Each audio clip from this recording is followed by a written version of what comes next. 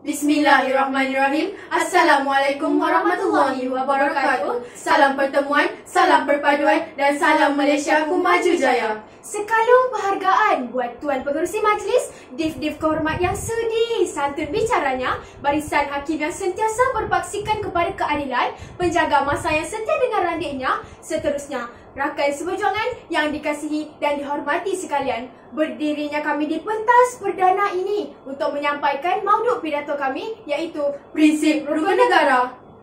Selepas berlakunya tragedi 13 Mei 1969 yang menghancurkan perpaduan dan ketenteraman negara, Rukun Negara telah dibentuk pada 31 Ogos 1970 oleh Majlis Gerakan Negara.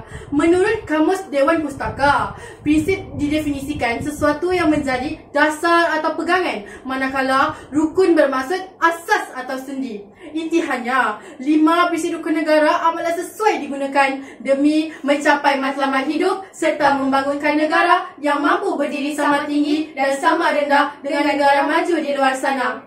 Terdapat 5 prinsip rukun negara yang perlu dihayati oleh semua rakyat Malaysia, iaitu kepercayaan kepada Tuhan, kesetiaan kepada raja dan negara, keluhuran perlembagaan, kedaulatan undang-undang, kesopanan dan kesusilaan.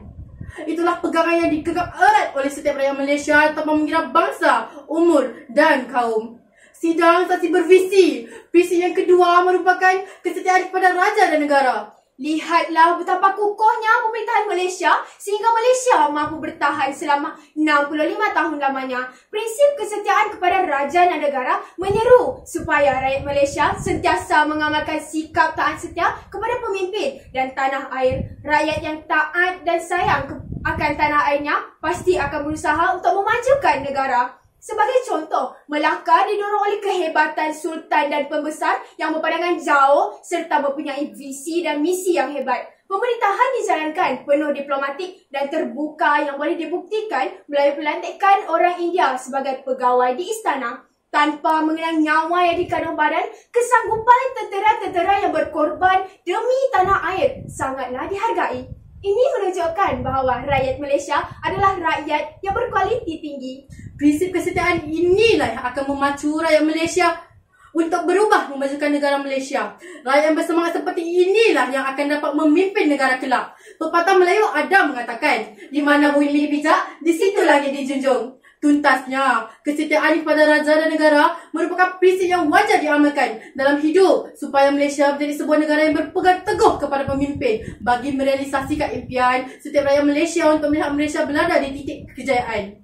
Sidang hadirin yang mulia, undang-undang merupakan komponen penting dalam pembentukan negara kerana rakyat akan lebih berdisiplin dan mematuhi undang-undang sekaligus memakmurkan Malaysia. Prinsip rukun negara yang keempat merupakan kedaulatan undang-undang. Perkataan kedaulatan bermaksud kekuasaan yang tertinggi. Oleh itu, prinsip kedaulatan undang-undang bermaksud kedudukan undang-undang sesebuah negara sebagai kuasa tertinggi yang mesti dihormati dan dipatuhi oleh semua pihak atau lapisan masyarakat. Prinsip ini bertujuan untuk memberikan keadilan kepada rakyat Malaysia. Rakyat Malaysia yang melakukan kesalahan akan dikenakan hukuman tanpa mengira warna kulit, bangsa dan kaum sejagat. Konklusinya, dengan adanya undang-undang di Malaysia ini akan mendidik warga negara Malaysia untuk bersikap lebih berdisiplin dan mematuhi peraturan. Pembentukan rakyat yang berdisiplin didorong dengan sikap disiplin rakyat yang dipupuk semasa kecil lagi. Hadirin yang dicintai, prinsip terakhir yang tersirat dalam rukun negara ini adalah kesopanan dan kesusilaan. Prinsip kelima ini menekankan rakyat Malaysia supaya bersikap sopan santun tanpa mengira umur kerana sikap tersebut mencerminkan personaliti seseorang.